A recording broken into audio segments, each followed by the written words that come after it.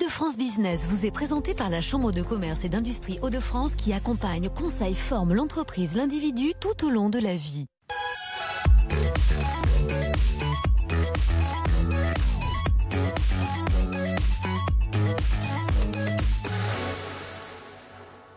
Bonsoir à tous, bienvenue dans votre magazine économique consacré aux entreprises des Hauts-de-France. Comme chaque mardi, nos commerces s'apprêtent à reprendre du service avec le déconfinement et cette date évidemment tant attendue, le 19 mai prochain, synonyme on l'espère de relance économique, l'accompagnement, l'une des clés pour maintenir le cap. On en parle justement avec notre invité ce soir, le directeur général de la Chambre de commerce et d'industrie dans les Hauts-de-France, David Bruxelles. Bonsoir. Bonsoir. Merci beaucoup d'être avec nous ce soir en plateau et pour m'accompagner comme chaque semaine, Élodie Souris-Lavergne du Journal des Entreprises. Bonsoir Élodie. Bonsoir Marie, bonsoir David Bruxelles.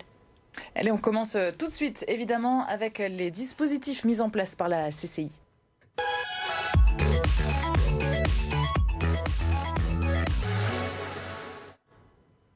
Et parmi les dispositifs justement mis en place, une plateforme téléphonique, David de Bruxelles, une plateforme téléphonique à destination des 15 000 commerces de notre région, 15 000 sur 24. Pourquoi sur 24 000 ? Pourquoi cette plateforme ? Alors, au troisième confinement, on a eu la volonté très vite d'accompagner ces commerçants qui étaient fermés, malgré eux. Et effectivement, on avait déjà mis en place une première plateforme lors du deuxième confinement, mais on a voulu l'élargir parce qu'effectivement, on a 24 000 commerces qui sont fermés pour troisième confinement, effectivement. Donc c'est vous qui appelez, en fait, alors vos voilà, téléconseillers ? C'est une plateforme d'appel sortant.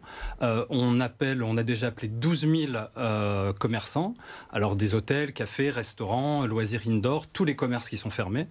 On a 17 conseillers qui sont présents en permanence et qui appellent environ 500 commerçants par jour pour faire le point, pour les accompagner, pour essayer de voir s'ils bénéficient de l'ensemble des aides et des soutiens, des mesures de soutien qui sont prévues. Et l'objectif, c'est d'appeler tous ces commerçants, l'ensemble des 24 000, vous pouvez le faire ? Alors si on peut, on fera les 24 000 commerçants, on est déjà à la moitié, on n'arrêtera pas.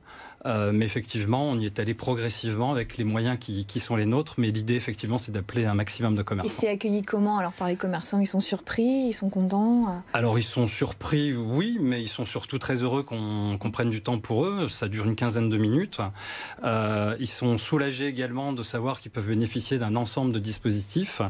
On a également nos conseillers qui vont ensuite les voir quand ils en éprouvent le besoin pour les accompagner sur place, dans leur entreprise, et pour les aider à mettre en place tous les dispositifs qui sont prévus par France Relance, par le Conseil régional également, qui a mis en place beaucoup de dispositifs d'accompagnement. Pourquoi ? Parce que c'est encore mal connu aujourd'hui, même avec un an de recul sur cette crise sanitaire économique ? Oui, il y a beaucoup d'aides, il y a beaucoup de dispositifs de soutien, et nous, notre rôle, c'est de simplifier la vie des chefs d'entreprise, de leur permettre d'accéder très facilement et très simplement à l'ensemble des dispositifs.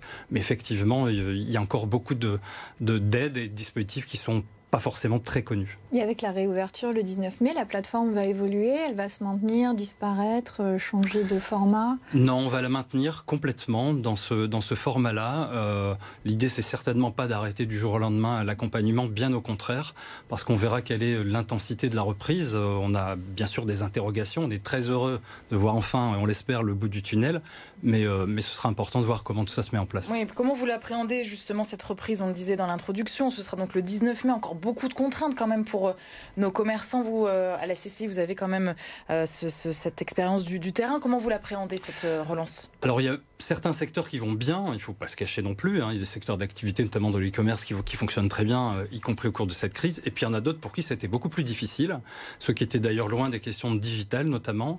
Et effectivement, pour ces commerçants, il y a une forme de point d'interrogation sur la façon dont ça va se réouvrir, quelle sera la météo, notamment pour les terrasses, quelles seront les possibilités de recruter également, je pense aux hôtels, cafés, restaurants qui ont des difficultés de recrutement pour réenclencher. Il y a des sujets de trésorerie également, puisque il y a eu du soutien, mais il y a eu des dettes qui se sont créées également au cours de cette période. Vous craignez de la casse chez nous dans les Hauts-de-France Il y en aura, bien sûr qu'il y en aura. Alors là, aujourd'hui, on assiste à moins de faillites que dans une année normale, grâce à l'ensemble des dispositifs de soutien. Mais effectivement, il faut qu'on soit très attentif pour accompagner et prévenir au mieux ces difficultés d'entreprise. C'est quoi justement ces principales difficultés qui vous sont remontées ? C'est des problèmes de chiffre d'affaires, de trésorerie, de gestion des stocks ? Qu'est-ce qui ressort un peu ? Alors c'est ça, effectivement. On a des problématiques de trésorerie parfois.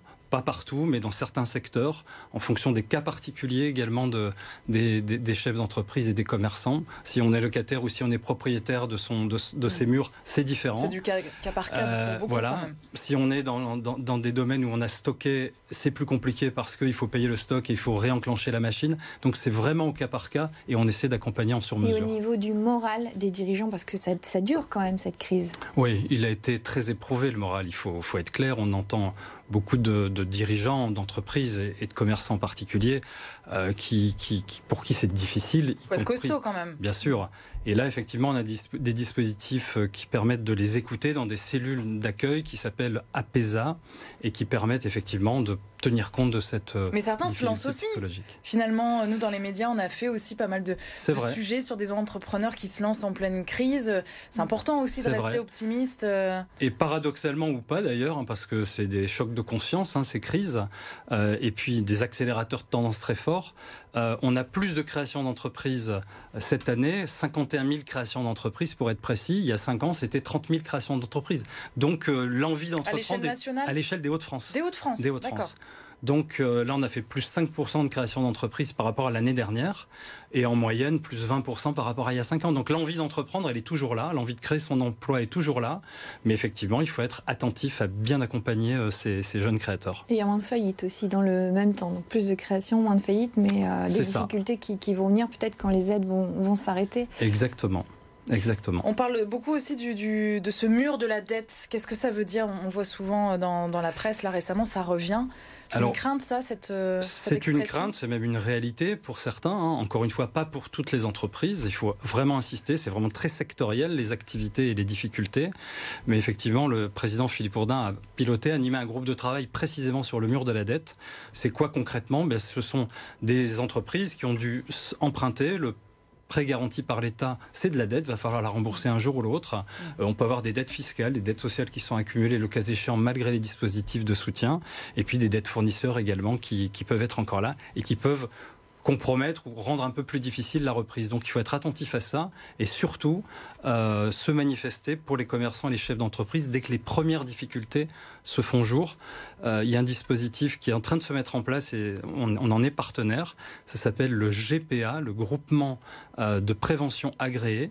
Ce sont des anciens chefs d'entreprise, des anciens présidents ou juges consulaires qui accueillent les chefs d'entreprise de manière très confidentielle et de manière gratuite. Ça se passe notamment dans les CCI. Et je crois qu'il y a un numéro de téléphone qui va vous être diffusé. C'est par exemple le 03 28 38 01 61. Vous l'avez. Tout à fait.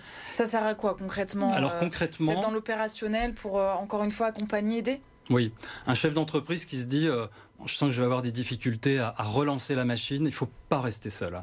Il y a vraiment beaucoup de dispositifs d'accompagnement et d'orientation. Et donc là, ce sont des bénévoles, il y en a 70. De quel horizon ils sont ici ? Des anciens chefs d'entreprise qui sont à la retraite, des anciens juges des tribunaux de commerce, il y a d'anciens experts comptables. Et vous êtes allé les chercher, vous ? Alors voilà, on a passé un partenariat avec eux. Et donc ils accueillent de manière tout à fait confidentielle 2 ou 3 personnes. Le chef d'entreprise, on fait un point global sur son activité et ensuite on l'oriente vers les dispositifs qui lui sont adaptés. Ça dure combien de temps, rendez-vous comme ça avec un chef d'entreprise ? Ça peut durer 1 heure, 2 heures, 3 heures. On passe vraiment le temps pour accompagner ces chefs d'entreprise. Au niveau des aides financières aussi, on le rappelle, la réouverture donc des commerces le 19 mai. Jean Castex qui dans la presse aujourd'hui dit voilà, ça sera progressif, on va adapter, on ne va pas couper entre guillemets les vannes du jour au lendemain. Quelles sont encore les aides là actuellement ? Alors il y en a encore beaucoup des aides, elles sont d'ailleurs recensées et référencées sur un nouveau site qu'on a lancé, en tout cas on a rénové complètement ce site, il a été relancé le 22 avril, donc on est vraiment dans l'actualité. Donc aide.fr au pluriel. Exactement. On peut retrouver tout ce qui nous concerne ici dans la région. Voilà, alors lesaides.fr, on administre ce site depuis le Hauts-de-France pour toute la France, toutes les CCI de France, et effectivement vous allez trouver absolument toutes les aides, c'est mis à jour hebdomadairement. Pour toutes les typologies d'entreprises, pour toutes les entreprises, toutes les zones, toutes les activités, et vous avez les aides nationales, les aides régionales et les aides locales. Vous pouvez aller sur ce site et là vous aurez les contacts et toutes les informations en téléchargement. Donc l'aide se digitalise. C'est vrai que la digitalisation, c'est quelque chose qui a été accéléré par cette crise. Est-ce que vous accompagnez aussi les entreprises là-dessus ? Parce que ça va être un gros enjeu de la reprise. Oui, alors effectivement, on a beaucoup, je l'ai dit, il y a toute une palette d'accompagnement, on essaie de faire du sur-mesure. Le digital, c'est un dispositif et un sujet très important aujourd'hui dans le cadre des changements de modèle économique. Effectivement, on les accompagne, il y a plusieurs outils également, des outils nationaux et des outils qui ont été déployés par le Conseil régional. J'insiste sur un point, c'est gratuit pour les entreprises, c'est pris en charge par l'Europe, à travers le FEDER notamment, par l'État et par le Conseil régional. Donc concrètement, c'est quoi? On a des dispositifs qui s'appellent Starter, qui s'appellent Booster numérique, et on va chez le commerçant, on va chez le chef d'entreprise. Ça dure 1 journée, 2 jours, 3 jours, en fonction du dispositif. On fait un bilan de son activité, sa présence sur les médias, sur les réseaux sociaux, sur les e-commerce, et on essaie de l'aider à avancer sur ces questions-là dans le domaine de la digitalisation. C'est une crise qui a complètement redimensionné vos missions dans les CCI. À vous en particulier, si c'est du 100%? C'est déjà une crise qui a un choc de conscience, déjà de la vulnérabilité de notre économie, de l'interdépendance au monde. On le voit avec l'explosion des matières premières aujourd'hui, qui est un vrai sujet également, qui est un sujet qui préoccupe beaucoup le monde industriel en ce moment. Mais effectivement, nous, ça nous a amené à être toujours à coller à l'actualité, à proposer des outils et des dispositifs qui concernent le besoin immédiat du chef d'entreprise. Merci beaucoup David Bruxelles, directeur général de la CCI Hauts-de-France, d'avoir été notre invité. Merci Elodie. Merci, à la semaine prochaine pour un nouveau numéro donc, de votre magazine économique. On se retrouve évidemment demain pour un nouveau numéro de C'est votre emploi. Cette fois, nous parlerons de la mise en relation des jeunes et des employeurs dans l'artisanat de notre région.